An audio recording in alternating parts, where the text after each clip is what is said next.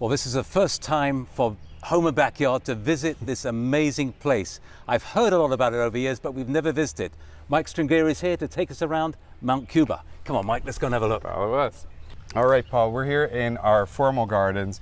We're in the walled south garden that's been newly replanted. So I'm here with some of our great plants. This baptisia called lemon meringue is just really showing off for us today. Typically it's blue, false indigo. Yes, typically it's blue, but you can find different cultivars.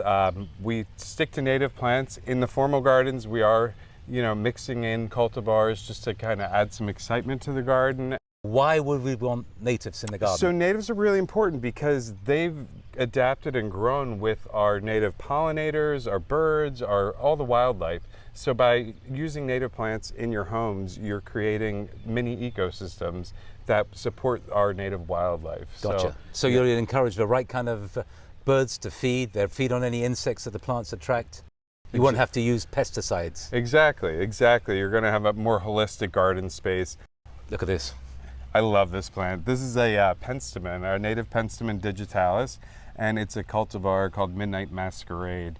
I love those dark stems. They'll open to a nice violet color flower on the outside and a little bit of white on the inside, so they kind of really catch the light. So even when the flower is stopped, it's still a spectacular color, isn't it? Oh yeah, the spectacular color, and the seed heads are beautiful too, and the animals come and eat the seed heads. I spotted something you got to tell me about, because this I think is a great plant.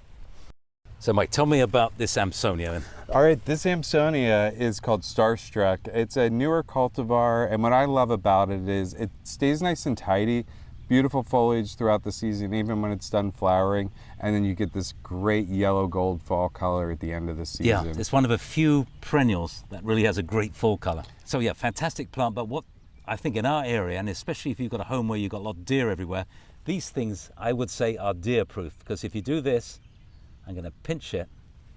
Very quickly, you'll see that a white milky sap, and you don't really want to touch it because it can irritate people. Yep. But it has a very unpleasant taste, and the deer won't go near it. So we grow lots of plants here that people don't even realize are native plants. Right in front of me, we have a false sunflower. This cultivar is called Bleeding Hearts, and it's got this beautiful red sunflower a little later in the season. Spider plant.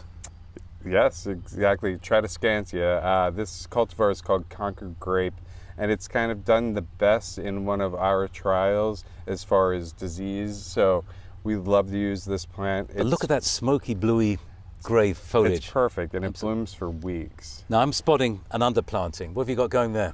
Underplant it with some hibiscus. All right. Hibiscus emerge a lot later than these, so as soon as these start looking bad, that hibiscus is going to take. And I can see one right down there. Yeah, is it? Last year's stalks won't shoot, but it shoots from around them. Yep. So, and this is the swamp hibiscus that have a big dinner-sized flowers. This is a big, a reddish purple flower. One of my favorite plants that's getting ready to flower, it's in bud here, is Parthenium integrifolium. It's also called wild quinine.